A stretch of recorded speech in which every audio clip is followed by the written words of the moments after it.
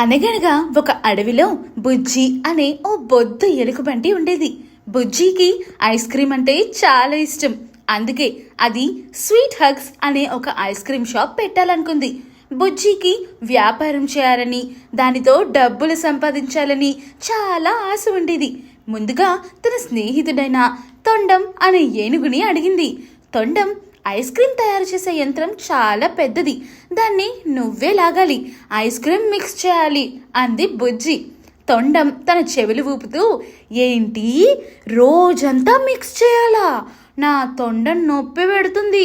Ice cream తయారు చేసే బదులు నేను వాటిని తినే పనిలో సహాయం చేయగలను. ఐస్ క్రీమ్ సరిగ్గా ఉందో లేదో నేను టేస్ట్ చేసి చెప్తాను కదా అని పెద్దగా నవ్వింది.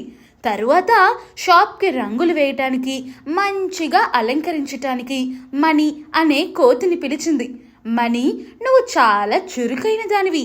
షాప్ను అందంగా అలంకరించి వచ్చిన కస్టమర్ల లెక్కలు రాసే పని నీదే అంది బుజ్జి. మణి గెంతులు వేస్తూ, రంగులా?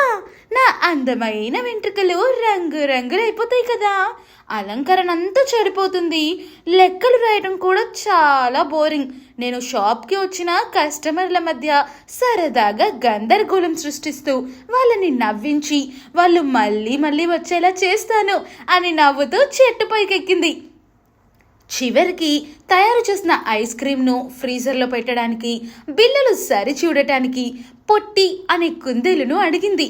పొట్టి, ఫ్రీజర్ అంతా నువ్వే చూసుకోవాలి, చల్లగా ఉంటుంది కాబట్టి ఐస్ క్రీమ్ కరిగిపోదు అంది బుజ్జి.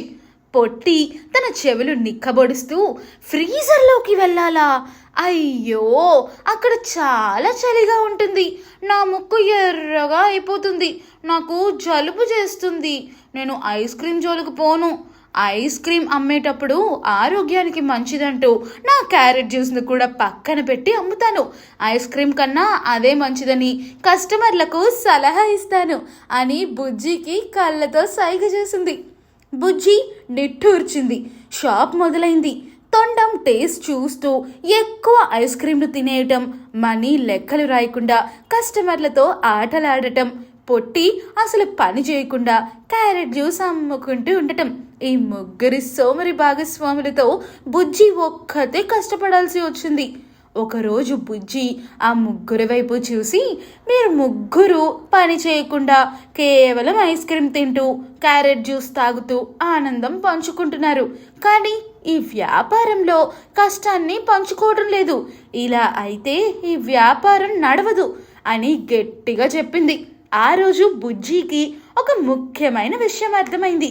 కష్టం చేయని వారికి లాభంలో వాటా ఇవ్వటం సరైంది కాదు. అందుకే బుజ్జి కష్టపడటానికి ఇష్టపడమని ఆ ముగ్గురు సోమరి భాగస్వాములను పంపించి వేసింది.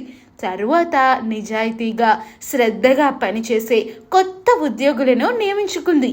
బుజ్జి ఐస్ క్రీమ్ షాప్ అప్పుడు చాలా బాగా నడిచి బుజ్జికి బోలెడంత లాభం వచ్చింది. ఈ కథలో నీతి, సోమరితనం మరియు బాధ్యతారాహిత్యం ఎప్పుడూ విజయాన్ని ఇవ్వలేవు. ఏ పనిలోనైనా విజయం సాధించాలంటే శ్రమను, కష్టాన్ని కూడా పంచుకోవాలి. నిజాయితీగా పనిచేసే వారికే ఫలితం దక్కుతుంది.